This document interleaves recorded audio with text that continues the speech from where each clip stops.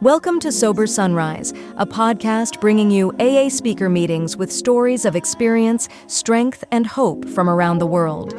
We bring you several new speakers weekly, so be sure to subscribe. Whether you join us in the morning or at night, there's nothing better than a sober sunrise. We hope that you enjoy today's speaker.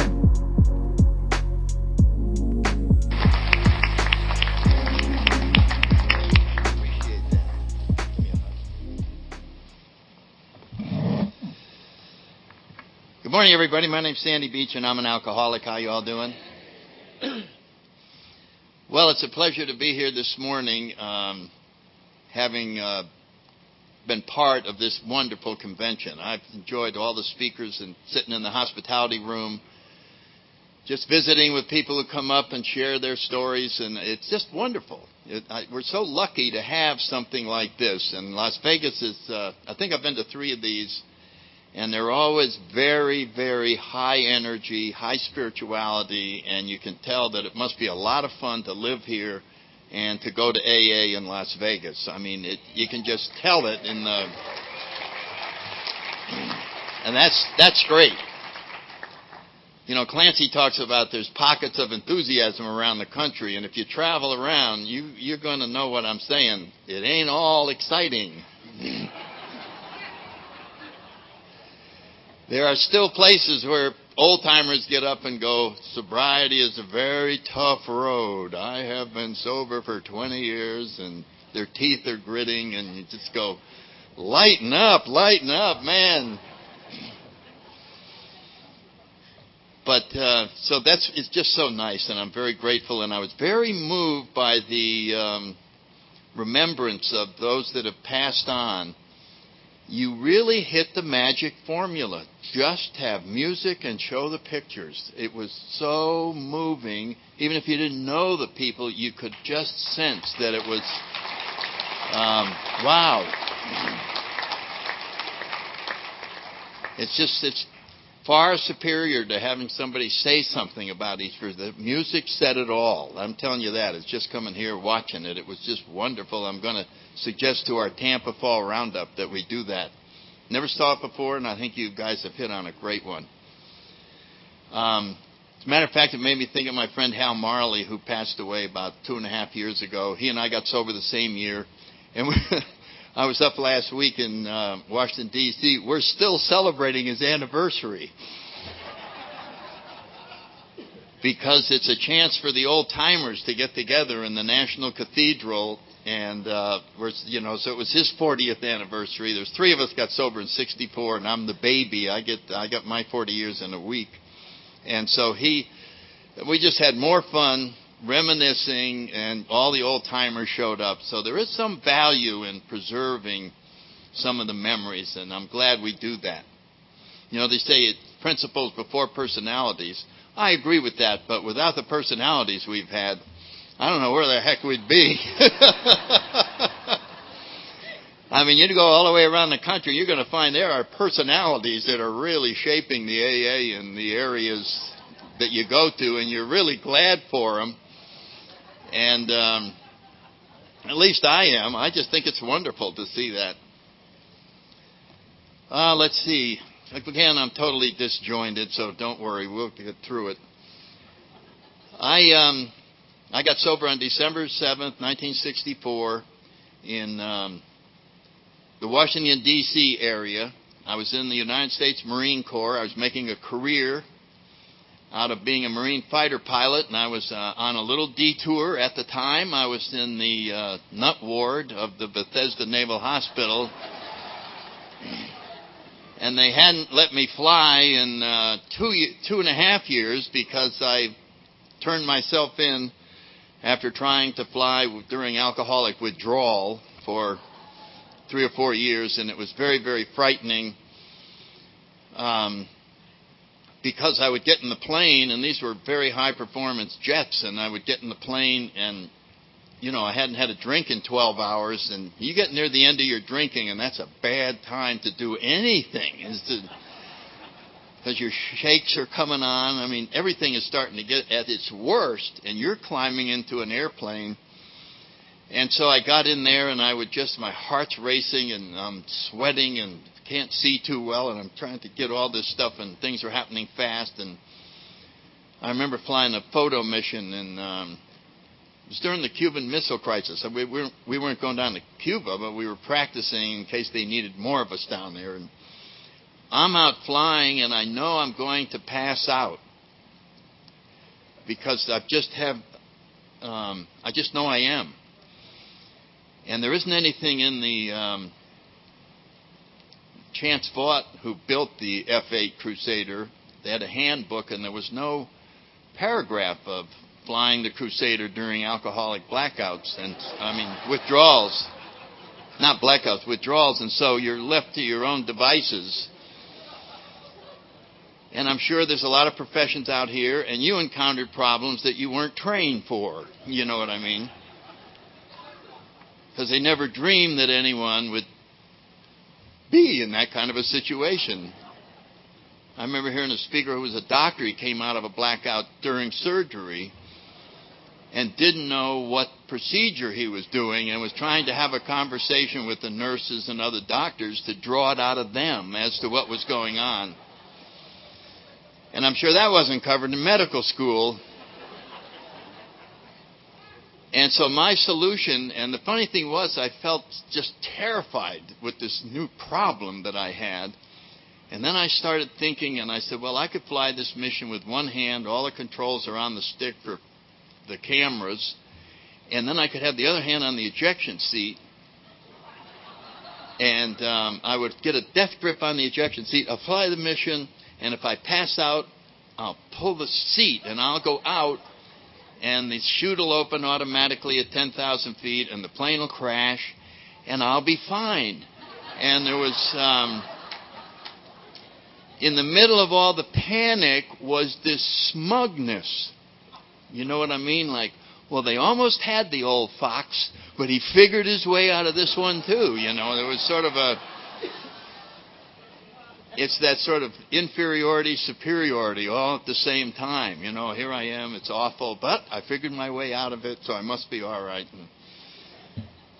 And that led me to go to the doctors, and the doctors agreed I had a problem, and they sent me down to be examined. I was there for 2 weeks. This is in the early 60s, and the Navy did not have alcoholism as something anybody could have. So you had to be mentally or something, but there was no such thing as alcoholism as a diagnosis. So now I'm with all these doctors, and they're looking at me and going, well, what's wrong with this guy? And so I'm going to the dentist to see if my teeth could be affecting. And then I'm going to the heart doctor. I'm going to all the different doctors, and you know, when I look back on it, it really is hysterical that the medical profession could be doing this charade, but they were. And they're just looking at me and going, well, let's see. The guy's hands are shaking. His eyes are bloodshot. He's very disoriented. High blood pressure, lost a lot of weight, and he's very confused and disoriented, and he reeks of alcohol all the time. Let's see. This is, what could it be? What could it be? We got to... And, God, I would come in terrified every morning. I'd get drunk as hell at night to just get through this. And then I'd come in the morning, and I'd be sitting there like a guinea pig, sweating, just sweating. I remember just sweating. My uniform just would be soaked. And one day I went in, and they had gotten an old AD Sky Raider. It's a propeller plane. And they had taken a chair just like the ones you're sitting on and bolted it into this thing. And they had hooked up all these machines and wires. And then they put me in it and hooked up all this stuff, and then took the plane up and went through all these things to see if they could recreate what was causing my problems. So that shows you that it was the dark ages in terms of military medicine. And I got down, and I don't know why I'm starting this part of my story, but I like it.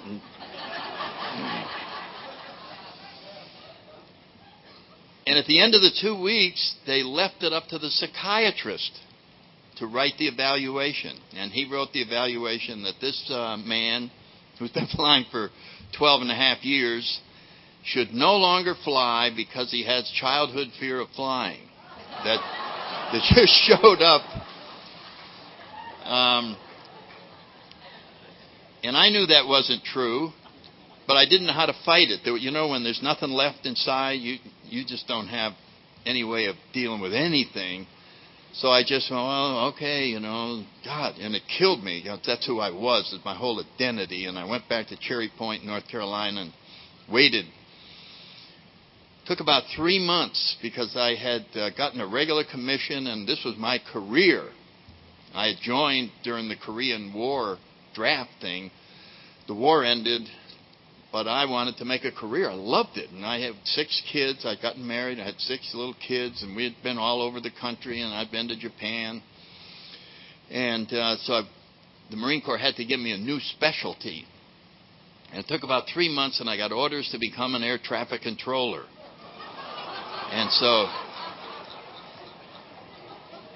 you could see that the insanity was everywhere.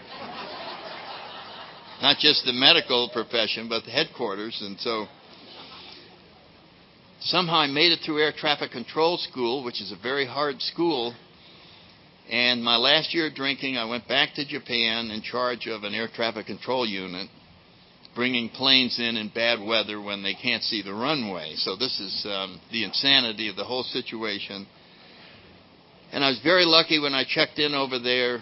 The senior enlisted man, they run everything anyway, took one look at me and said, "Captain, good to have you here in that Iwakuni, and here's the tents, and here's all the thing, and there's your chair and coffee. Sir, don't you personally control any planes?" And I went, "You got my word on that." And so now, without the 12 hours, without drinking prior to flying, I just drank all the time. And during that year, I lost 50 pounds due to malnutrition. I stopped hanging out with my drinking buddies. I mean, they're all going over to just get drunk, and I didn't want to go with them. I just stayed alone. This weird stuff is setting in, and I couldn't eat. So I drank a lot of vodka. And one of the guys in my Quonset hut was the special weapons guy, and they used a lot of grain alcohol in making these. And he brought a 5-gallon can in one time to the Quonset hut area, and we all said, "Let's try drinking grain alcohol." It just made everybody so drunk and sick that nobody else drank it. And the can sat in his room, and when I would run out of vodka, I would go over and just sip a little. And at the end of that year, that can was empty. You know what I mean? Just sipping. Just when you're out of vodka or whatever, I just went and take a little bit. Well, I must have been taking more than I thought, but I know that whole thing was gone.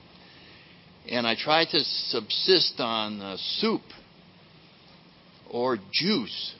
So meals were like vodka and juice. And that was the thing. So I'm getting thin. I got a photo of myself. I just looked.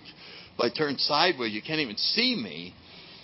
And I'm trying to go to work. I mean, it's like everybody's pretending that I'm okay. Yeah, here he is. Oh, well, yeah.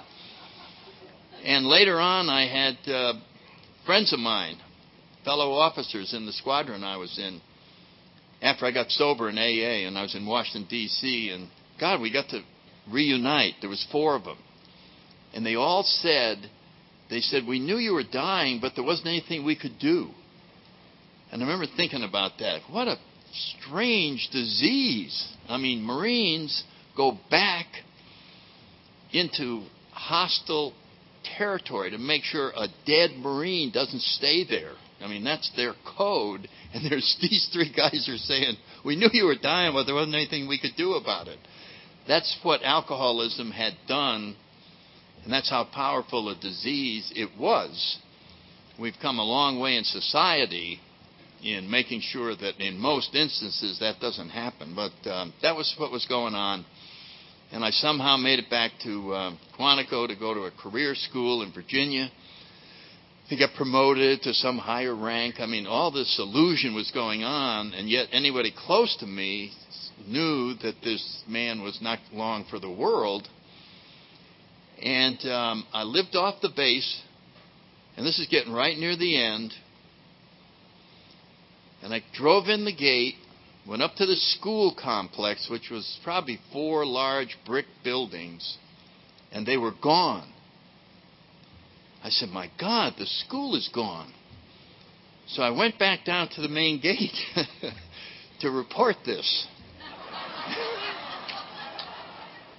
I was hallucinating. So I go down and I go, Corporal, junior school is gone. He said, sir?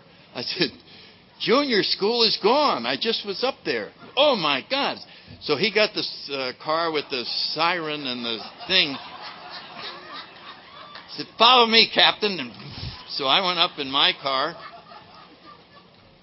It was back.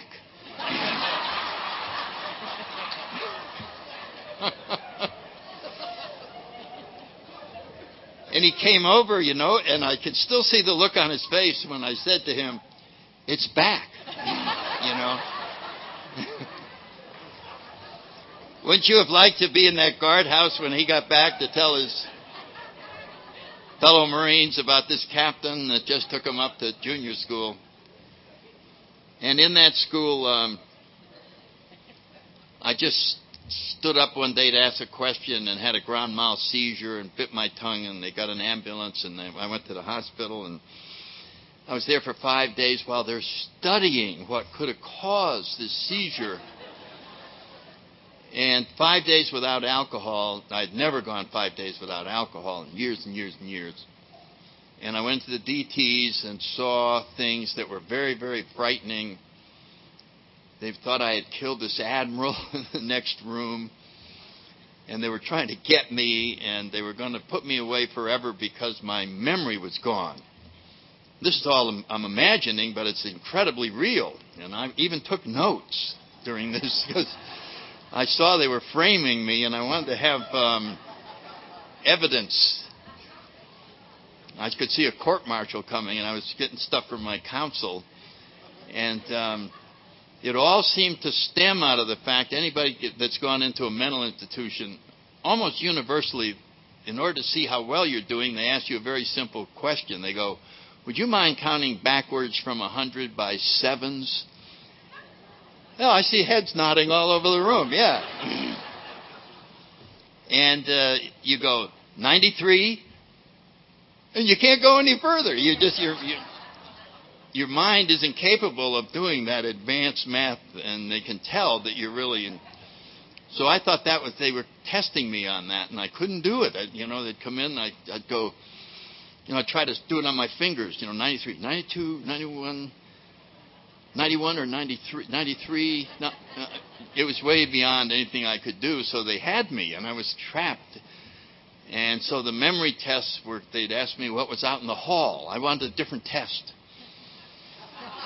I don't want to do that 7 test. I don't want a different test. All right. So they got 3 more doctors, and they came, and this is all as real as you are today. And they said, what's out in the hall here? So I went out, and there was the corpsman down at the end. There was 3 elevators. There was chairs, magazine racks. There was 9 rooms for patients. And they said, we'll be back in 10 minutes. So I sat on my bed memorizing. The corpsman, the elevator, and then they came back. And they said, what's out there? And I told them I had it down pat.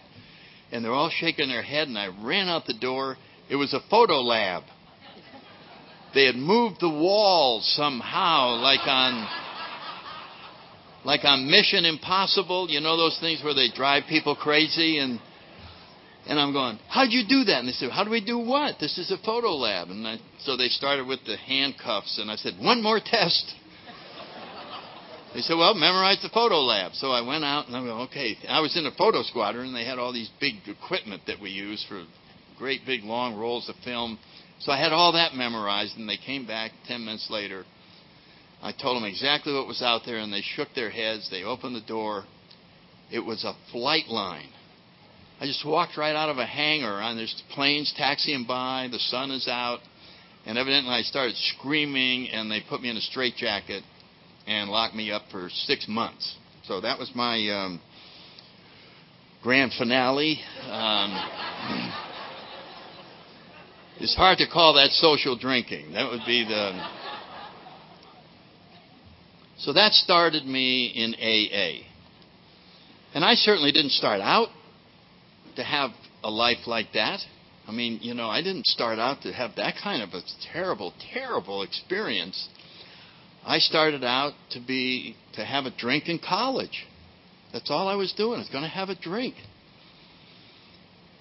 The drink had such a powerful effect on me that I saw it as the greatest single event that had ever happened in my life. That's how powerful it was. I was 19 years old. I had been brought up in the Catholic Church. My sister has got 28 years in AA, and she was sitting right next to me in that same church. She saw the friendliest place in the world and still goes there. She thought it was the greatest thing. She thought the nuns were so cool. She thought all of the doctrine was just so flexible and wonderful, and I sat over there in stark terror, sitting right next to her. So it's just a question of perception. I saw these nuns as like Nazis, and they were out and whack, whack, whack, and, just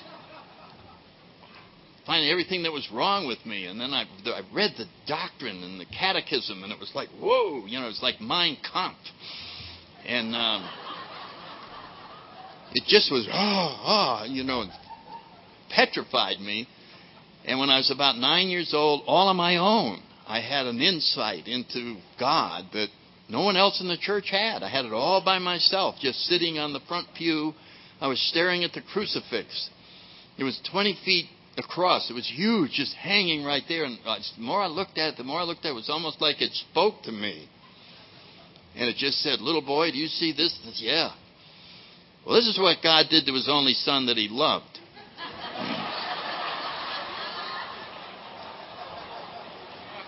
Guess what he's going to do to you? And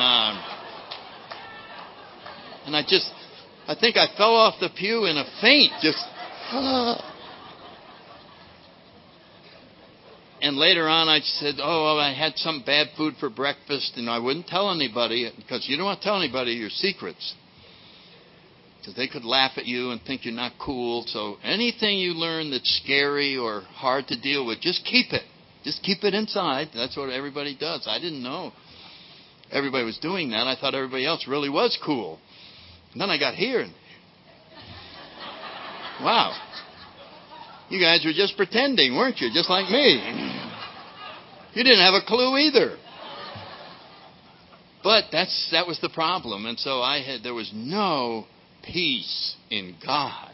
That was terror. All I wanted to do was live forever, because I knew when you died, it's over. Bad things start happening. So that was my little comfort level inside as I'm walking around. And so when I grew up in New Haven, Connecticut, and I went to a little prep school there. Very nice. I enjoyed it. And it pipelined right into Yale University, which was my hometown school. Got famous guys from all over the country are there. As soon as I got there, I realized I didn't belong there. What am I doing in this place? Look at all these real people. I just felt so uncomfortable. And I knew during the freshman year that the dean was going to come out one night and call us all out in the old campus. He's going to go, "Gentlemen, we have discovered that there's an imposter in our midst." And he's right there. And they were going to point at me and get me out of there. That was how comfortable I felt there.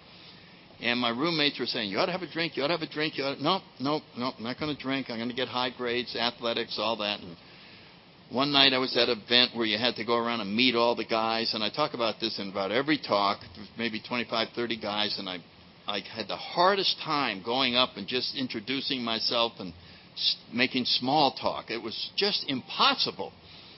And so I tried that night, and I never made it. I went up to each group, and they turned.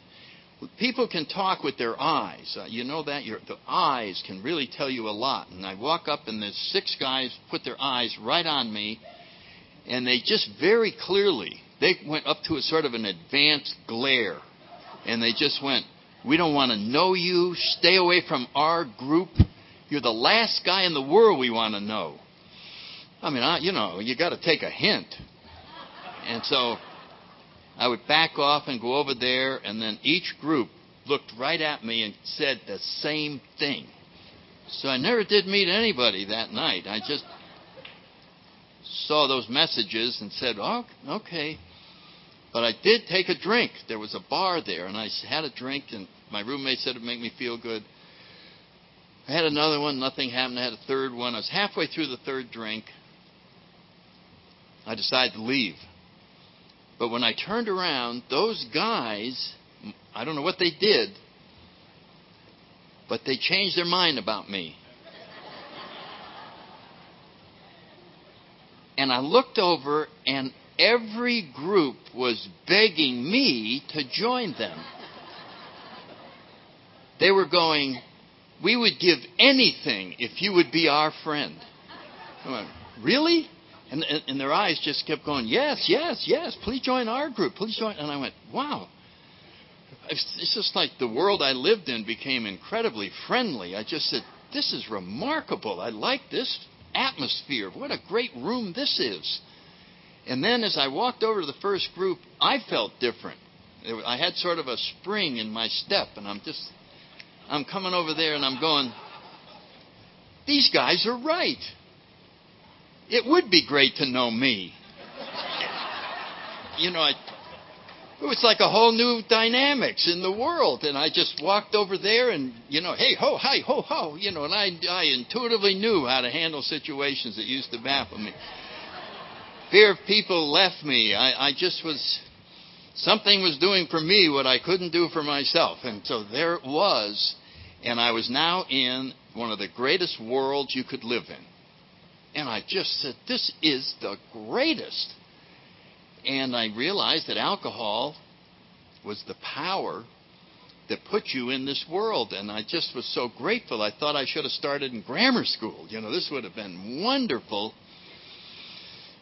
So if 3 drinks were that wonderful, what would 20 be like? So then you know what happens that first night. And 1, 2, 3, 4, 5. So the next morning, after throwing up all night and spending the night next to the toilet, on that nice cold marble, which I learned was a very good thing to know all about and be right near the toilet.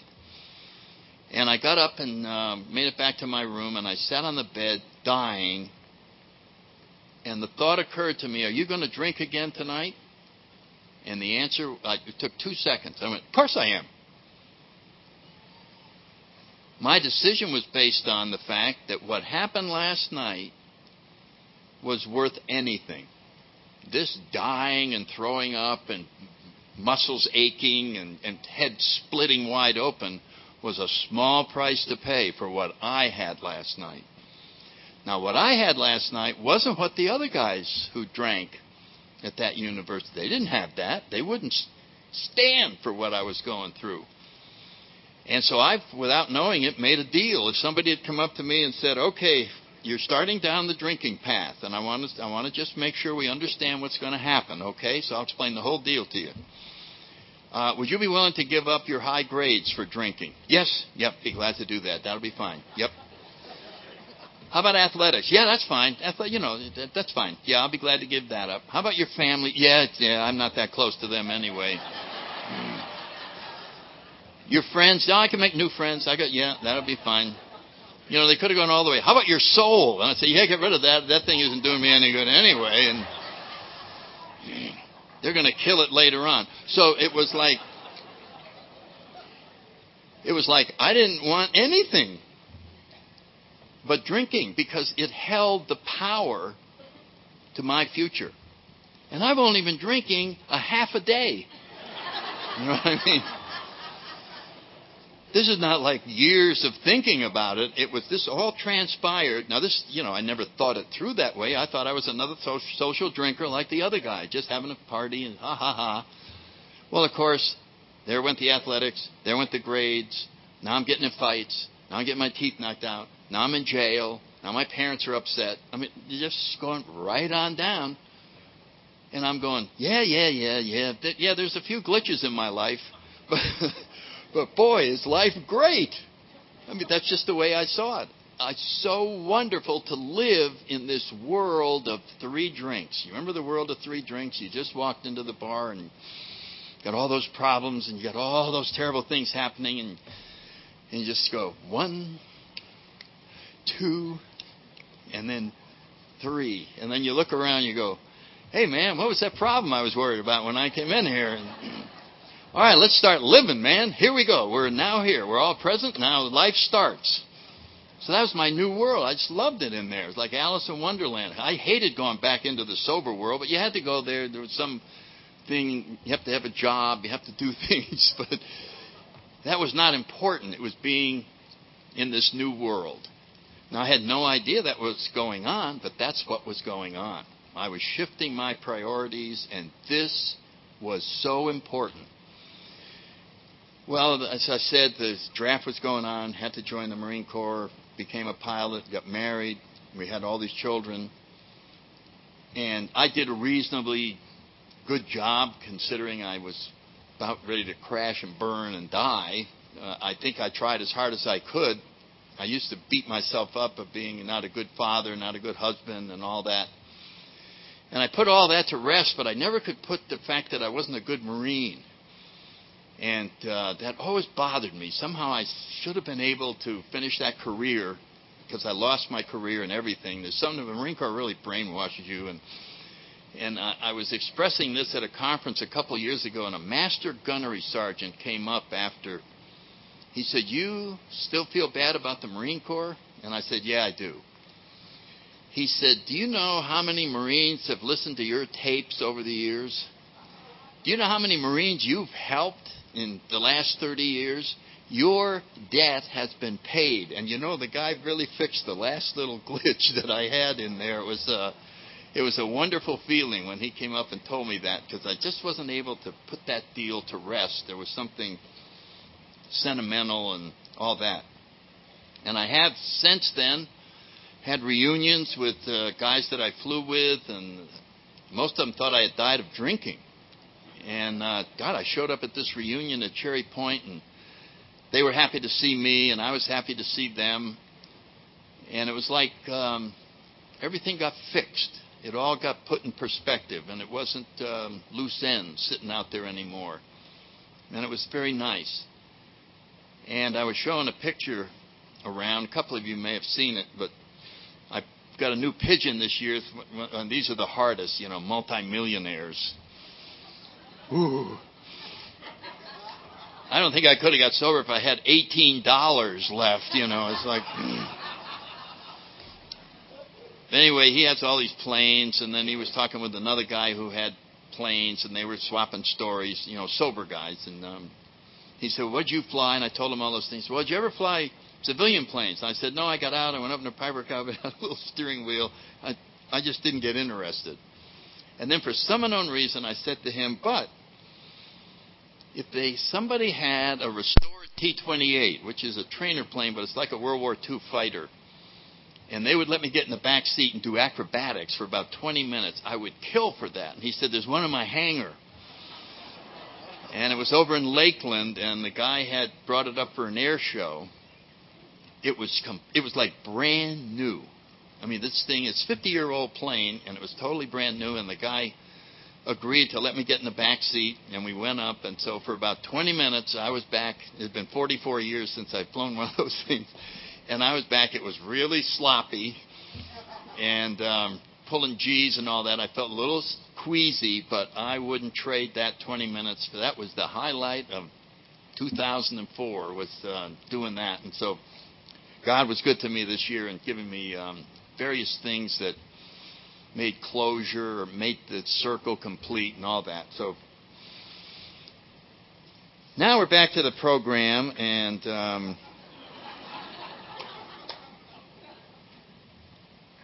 I know there's new people here today, and one of the deals that we have in AA, I come in and here's the crucifix. So I get to AA and they go, "Now you got to rely on God." And I'm looking at that crucifix in my head, and I'm going, "I don't think so." I said, I think I'll leave that part out. So, a lot of us are new, and that's one of the great struggles you have in here is to put to rest the old ideas we had about a higher power. And it just has to be done somehow. So we have to find ways to get around the blockages that we have, because this is the one thing that is going to ensure that we have long-term sobriety, is this something beyond ourselves. And we have our book, the big book. I'm just going to quote one sentence out of it. There's a sentence that says, the purpose of this book. So if you're getting a book, you might want to know, what is the purpose of this book? So I'll tell you what that sentence says. And it's a fascinating sentence, and it'll stick with you for your entire sobriety. It said, the purpose of this book is to enable you to find a power greater than yourself, and here's the most important part, which will solve your problems. Now see, this is revolutionary thinking. Now, what does that sentence say? It does not say this power will enable you to find a power which will teach you how to solve your problems. It said the power will solve your problems. And so that means that it's very important to have access to this power, because that is the solution. It is the power that is moving through us is the solution. And that was very hard for somebody with an ego. Nobody in this room, but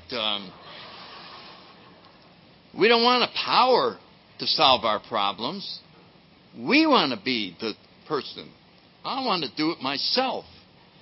You know what I mean? And the longer you're in the program, your ego is going, hey, Fred, how long are you going to rely on a power? When are you going to get in there? You see what I'm saying? I mean, you could be sober 20 years and your ego's going, hey, man, aren't you tired of being dependent on God? Don't you think it's time you grew up? Huh? When are you going to be able to stand up for yourself? When are you going to get out there? And so we end up with what you have to call the God dilemma. Because here's the dilemma is we're living in a spiritual world and a material world. And the two of them are pulling at us in two different directions, because everything you see on television and movies and all that is telling you how you pull yourself up by your own bootstraps. You go out and you suck it in, and you go out and you accomplish it.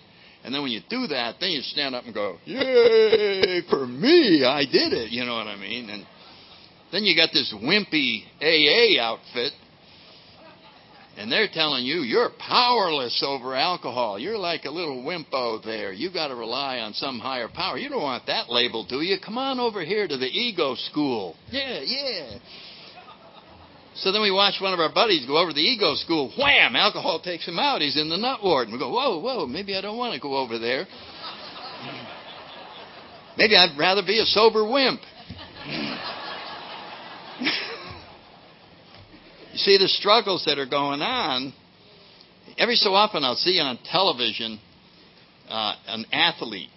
Sometimes it'll be a white athlete. Most often it's a black athlete. And the reporter will be saying, my God, that was a remarkable thing you just did. To what do you owe that? And you'll say, I owe it all to God. And the reporter will go, what kind of an answer is that? No, I don't want to hear that. Tell me what you really owe it to. And the young man will go, I really owe it to God. And they'll go, well, I guess that's the end of that interview. And he hasn't got a clue how to handle it. You know what I'm saying? What do you mean? That's stupid, And he probably goes back to his producer and says, don't get people on with God anymore. I don't know how to handle them. That's obviously not true. What is that all about? And you can see the struggle, and sometimes, our literature talks about when you start talking about God, sometimes you're going to get a cool reception in the outer world there, and we just have to get used to it. So now we're back, and you're the new person, and you had the same experience I did. So what is going to convince you to change your mind? Because that's all it takes. Now, for an alcoholic to change his or her mind, it's kind of like the Queen Mary being turned around in Baltimore Harbor. It takes about 75 tugboats. What's going on? Mary's changing her mind. Oh.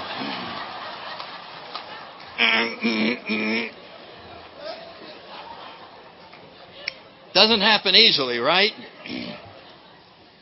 First time my sponsor got me to admit I was wrong, I said to him, Bill, you're right. He said, no, you're wrong. And I went, hey, it's the same thing. He said, well, say it. It wouldn't come out.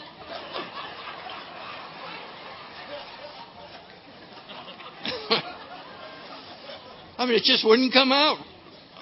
It was almost like, wrong? How could you be wrong? That could be the end of the world. You can't be wrong. So how does AA, how do we do that? Now, if we were a church, we'd have statues of our higher power. We would have books that told about the history. We would talk about the miracles, and we'd go, 4,000 years ago, there didn't used to be a mountain here. Now there's this sacred place. What do you think of that? And you'd go, well, that's pretty impressive. But it would be, we just don't have anything like that in AA.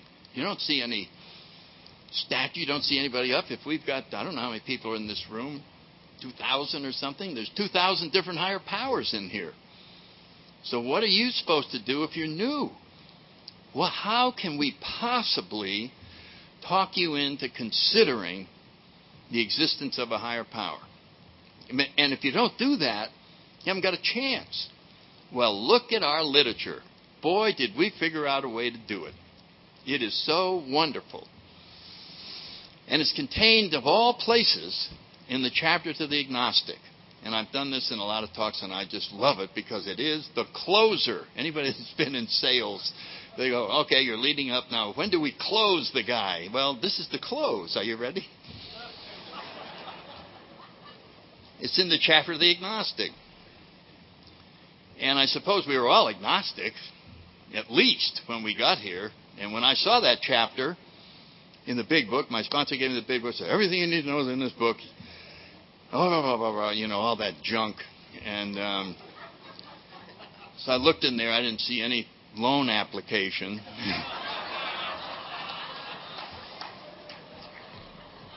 So I knew that book wasn't going to be any help to me.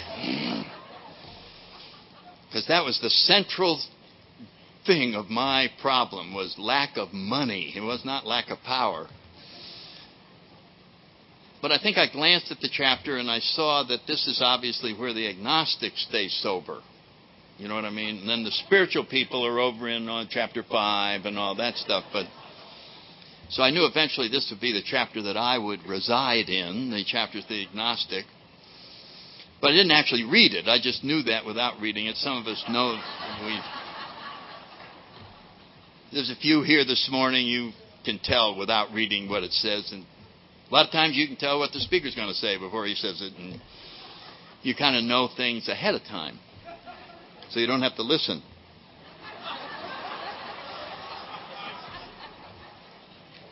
We're all there, right?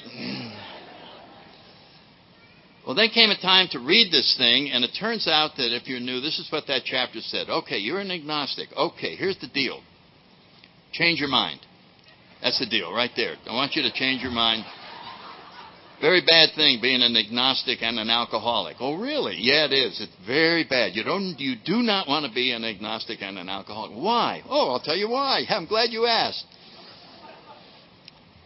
First of all, let's agree on the definition of an alcoholic. It's right in that chapter. Are you ready? Follow me. Here it is. If when you drink, you have little control over the amount you drink. Right? Right. Okay, everybody on board? Yeah, I'm there. And if when you stop, you can't stay stopped. Okay, still on board? Fine. Sign here. That's you.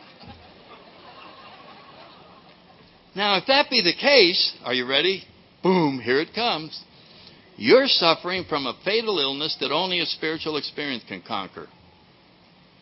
Would you repeat that? Yeah, I'll be glad to repeat that. You're suffering from a fatal illness that only a spiritual experience can conquer. And my sponsor made me read it 3 times. And I looked him in the eyes and I said, Bill, I don't believe in spiritual experiences. Oh, you're screwed. That was the end of the... We don't have any non-spiritual cures. What? Yeah, read on. Next paragraph. You ready? Yeah, well, what does it say there? It says you now have a dilemma. You have two choices. You got to make one of them. Are you ready? Yes. Okay. Choice number 1, die an alcoholic death. Oh. Choice number 2, live on a spiritual basis. Oh. Oh. Oh. We're in the world of 2 crappy choices. Oh. Oh. So then we go to 1 million doctors. Are you sure I'm an alcoholic? Are you sure I'm an alcoholic? Is there some other thing? Yeah, there was this program of rational recovery, but the lady's in jail for drunk driving. Oh, well, oh. You mean the spiritual thing is the only way out? Whoa, whoa. Oh. So this is how we get spiritual. Okay, what's the spiritual stuff? Nobody convinced you of the existence of a higher power. Nobody even mentioned the existence of a higher power. What did we convince you of? The need for a higher power. Mission accomplished. The game is over. If you would simply open your mind enough to the facts that without something greater than yourself, you're going down for the last count. Then this program becomes easy. The debate is over. You are now 99% spiritual because you just acknowledge that you need something besides yourself. And now you're ready to go. And then we just explain, okay, here's the deal. This power is already inside you. It was there when you were born. This power is the part of you that wants to be loving, kind, giving, caring. It's been there. You've kept it down. You listen to the rules out there. You're supposed to crush people and take and all that. Don't listen to that anymore. We're going to take what's inside of you and draw it out. It's blocked right now. This energy, this spiritual part of you is the most beautiful thing you will ever see in your life. And your whole program is uncovering this beautiful treasure. And what we do, we have these 12 steps, and all they're designed is to open this package for you. It's totally blocked. And what's blocking it, we gave them the name character defects. We could have called them character blockages because they're very neutral. They're not good. They're not bad. They're just there. So don't feel guilty that they're there and don't feel prideful that you shouldn't have them. They are there, and this energy cannot flow. So if you will follow the instructions and get a guide, a sponsor, will get these blockages out of the way. When they are out of the way, something will start flowing through you that you will interpret. You will then say, this is what I'm in touch with. But trust us, it is guaranteed. If you do the work, you will feel the flow. You will know for certain that whatever that you want to name this has entered your heart and is doing things for you that you could not do for yourselves. This is the reward of Alcoholics Anonymous. This is the point of doing all of this. This is what is meant when we say, find a power that is the solution to your problems. And so, only one question that you have to ask, and that is, what do I do next? What do I do next? And we come in here, and everybody is a big shot. And our egos fill this room. And when your ego fills this room, everything that happens in the universe bothers you. You know what I'm talking about? When your ego is out there, there's something happening in the Ukraine, which you don't even know where it is. And it seems they've rigged an election over there, and you go, God, I can't believe they rigged the election in the Ukraine. I can't even sleep. Give me a drink. What are they doing over there? That's when our egos are out there. So instead of being a big shot, we want to go to the highest pay grade in Alcoholics Anonymous, which is servant. Now, you got to work real hard to get up to servant, because your ego does not want you to have the label servant. Hey, there goes Harry, servant. Nice seeing you, Harry. Hey, hi, servant. What if your friends see you being called servant? Well, you come in here and you find this is the goal. It's the exact opposite of that material world. The real deal is to simply become small and allow God to be everything. I'm just an instrument. I am now just the point of all the power there is. So we suddenly have access to power beyond our own dreams, but it's all being directed towards being useful. It's all being directed outward. And so this, it's everything in the spiritual world is like a paradox. I remember the first time I read the prayer of St. Francis, which is my favorite prayer. It's in the 11th step on the 12 and 12. It is awesome. You can think about it for years and just think about it and just look at the words. And it starts out with, Lord, make me a channel of thy peace. I don't know about you, but when I saw those words, I pictured what they meant.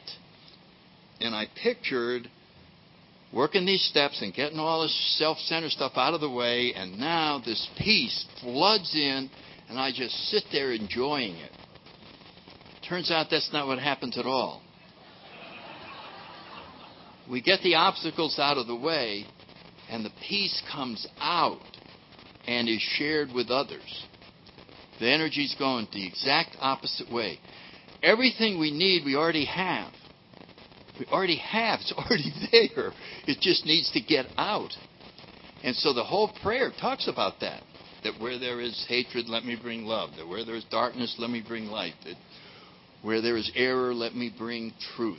Where there is misunderstanding, let me understand. And it just goes all the way through where I am to be the peacemaker, the comforter, the whatever. And it changes my outlook upon the day. But it's not anything that I can do intellectually. This, I swear, this is the hardest part of Alcoholics Anonymous, is understanding that these tools that we have, when it says in the there is a solution, we pick up this kit of spiritual tools. These are power tools. They have to be plugged in. They aren't things that they have to be plugged in. The power does the work. And so it's so hard for me to understand that. And so if I'm going on a job interview and I'm frightened, and so I go to my higher power and I go, God, please give me the courage and the strength to go on this job interview and do well. Now, if God could talk to me, he'd go, well, why don't you just take me with you? Why are you going on the interview alone? I don't know. I just do things on my own, God, that's all. Well, go ahead, but it's a lot more fun if you take me. Yeah, I guess it is. Well, would you actually come? Yeah, I'd be glad to come. Oh. So we go to the interview, and Mr. Brown's secretary, yes, tell Mr. Brown we're here. You know what I mean? And maybe the words that come out of your mouth during the interview will be entirely different. Instead of going in there and going, listen, Mr. Brown, what's the maximum salary that you can pay me? And how many damn days do you get off? What are sick leave things in here? Let's get a few things straight, Mr. Brown. I'm tired of getting shoved around. No. We go in there and we say, well, what are you looking for? He said, oh, God, Mr. Brown, I'd be glad to devote every ounce of energy I have to your company. I would like to contribute everything that I have into making your company a better company. That's what I'd like to do. And you walk out and you go, where the hell did those words come from? But guess who gets the job? You become an individual program of attraction. People are attracted to unselfishness. They hardly ever see it. They just go, God, this is wonderful. Bring him in. Maybe we'll promote him. He could teach other people how to do this. Doors are opening. Things are happening, and we're not in charge. We didn't plan that. We didn't plan any of it. Why don't we just bring God along? There ought to be a slogan. I'm going to be God's manager, and it'd be something like this. God, don't leave home without him. Something like that. Why would we ever be out there alone? You know why? Because if you go out there with God, you have to give God the credit. If you handle it on your own, then you can start talking about it later on. Yeah, I went in, stared him right in the eye.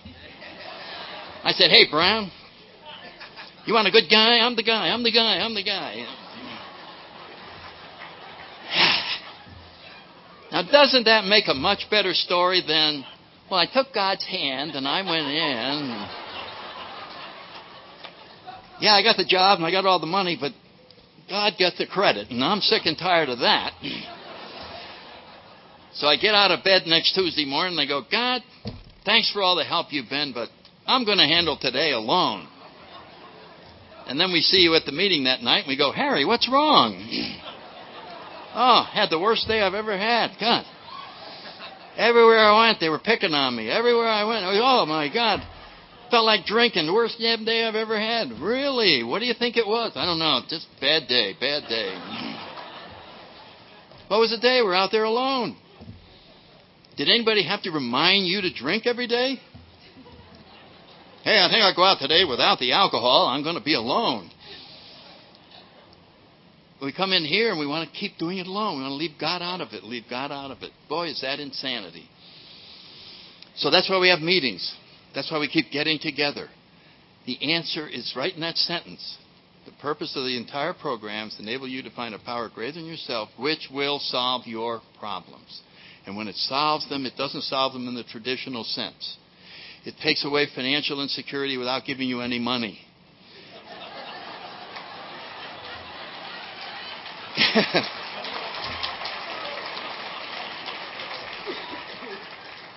It takes away loneliness with no one showing up. Suddenly, you are absolutely comfortable with everything just the way it is, and you have entered step 10, the world of the Spirit. Where's the world of the Spirit? In the now. That's the only place that God exists, is in the now.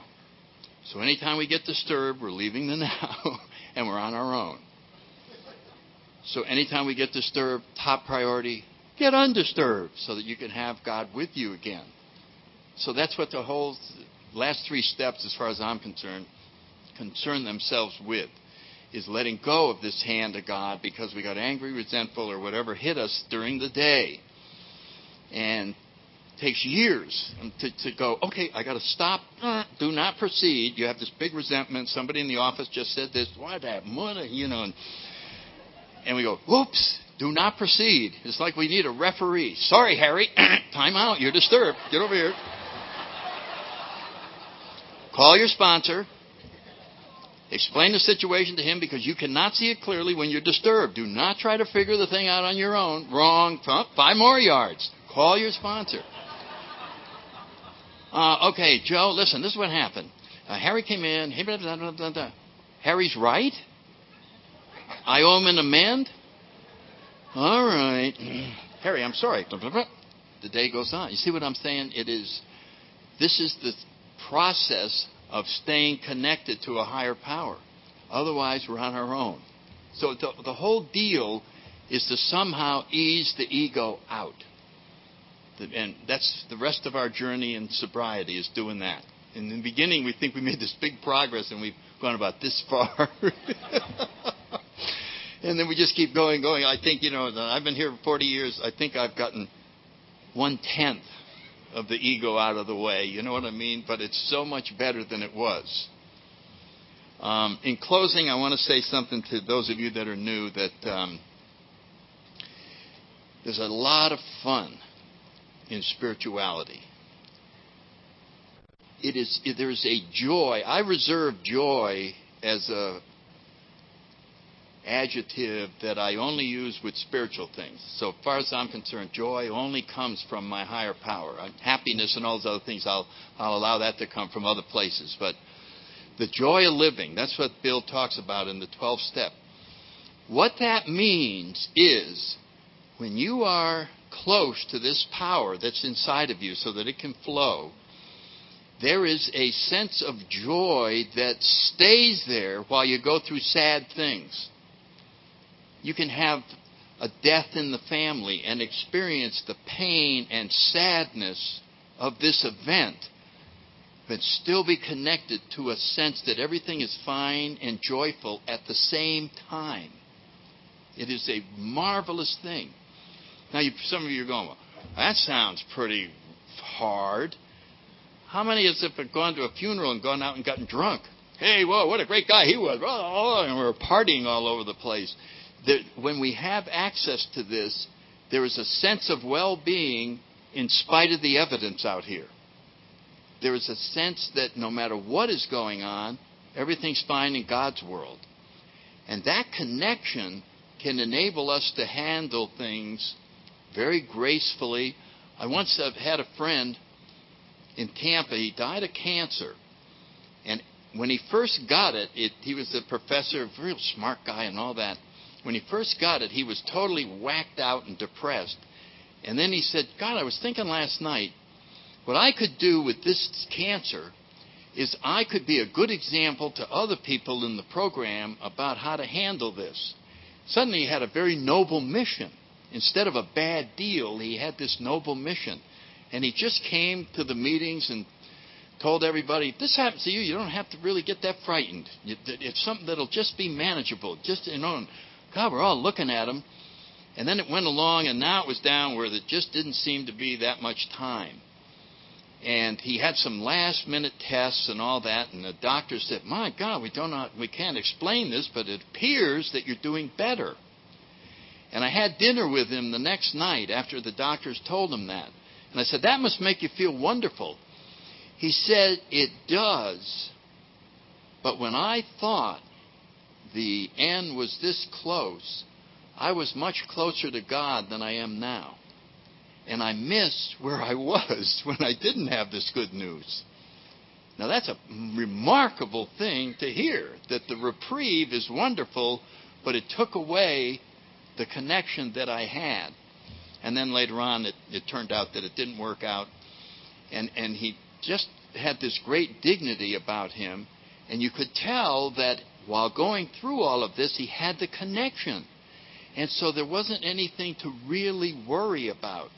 I found it one of the most powerful things that I've experienced, and that was about 3 years ago. Just watching this. We have such great teachers in Alcoholics Anonymous, and we can just allow that to come into ourselves. So if you're new, you haven't just come into a place to get sober so that there's no alcohol in your system.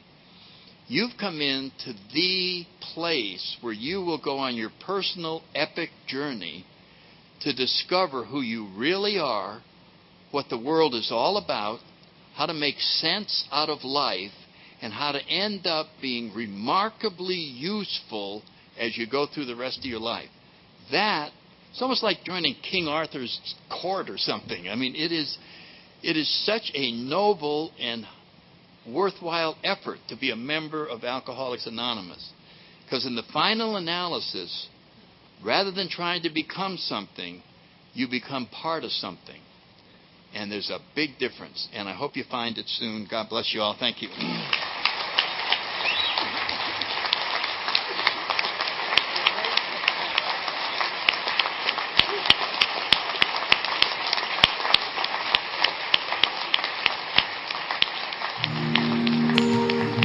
Thank you for listening to Sober Sunrise. If you enjoyed today's episode, please give it a thumbs up as it will help share the message. Until next time, have a great day.